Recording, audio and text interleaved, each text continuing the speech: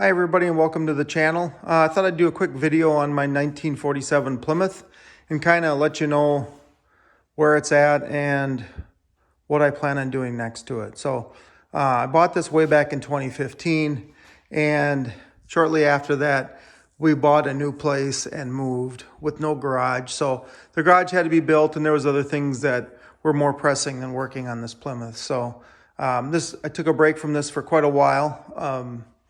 Last year, a buddy and I pulled the old motor out of it, which was tired and had low oil pressure at once temperature came up. And maybe I could have looked into that more, but I really didn't want a flathead 6 in it. So I bought a 5.3 out of a 2001.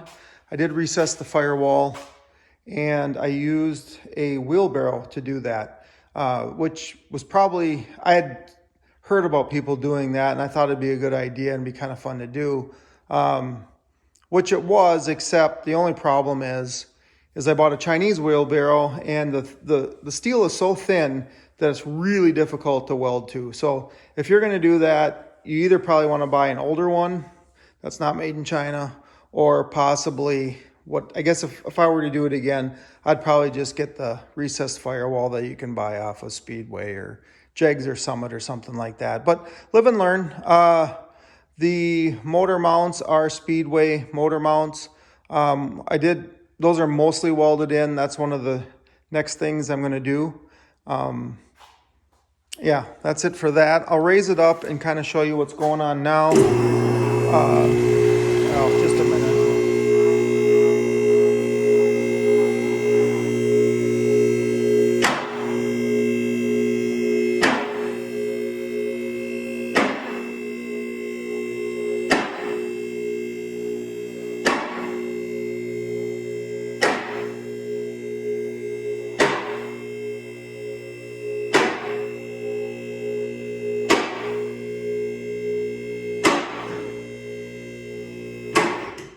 Okay, so when my buddy and I, Pat, if you've seen my other videos, he's the one that continually whips my butt in time trials. He has that green Camaro. But anyway, he helped me get this lined up, and we tacked it in. The motor mounts are mostly welded in, but I need to weld the bottoms and touch up some of my not so nice welding. So what I have planned now is I bought some square tubing, and of course I had one C-clamp that would span that far, but not two. So I had to go buy a second one, and that's going to hold my transmission up while I remove this. And I want to weld some plates in here because this metal's pretty thin, and I want to make sure there's some strength there. So that's kind of the immediate thing that I want to do. The next thing that I want to do is focus on the rear suspension and rear end.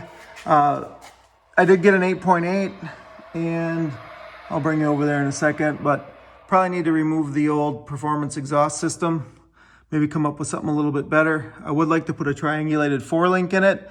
Not that I'm gonna do any high performance driving, or anything like that. Leaf springs would probably be fine, but I want to be able to easily adjust the height. So, I kind of have always wanted to install something like that. So that's the next thing after the transmission. Other things is I would like to remove this gas tank. The guy that owned it before me, his grandpa made this gas tank out of sheet metal, which is kind of cool, but I think I'm going to buy a actual 47 Plymouth fuel tank, and I'd like to put a fuel injection system on it. I don't want to do the stock truck intake manifold, not that there's anything wrong with that, but I kind of want to make the motor look like a hot rod motor. So what I'd like to do is get like a Performer RPM air gap for the 5.3 and the throttle body using the Terminator X system.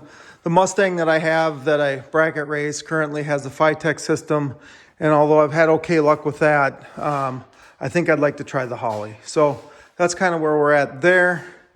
The 8.8, I did clean that up and paint it, but really that's about it. It's I guess actually ready to go back together. It's got 373 gears, posi unit. The axles and stuff are behind that sheet metal, which is going to be for the floors, which actually I'll probably do before the rear suspension. And then I did buy some square tubing. Let's get a good picture here. That I'm going to try to make some cross members for the floor. I want to put one in each spot where the seats go, and then one where the seat belts go. I just want some strength there. And then also I'm going to try to make the tunnel, form the tunnel when I make those cross members, obviously. So I have some ideas for bending this, but we'll see how all that works, and that'll be a future video.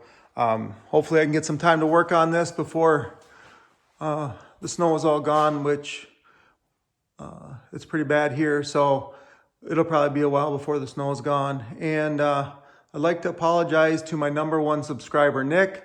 Nick, I know you complained to me that I haven't had a video out in a while. So here's your video, buddy. Talk to you later.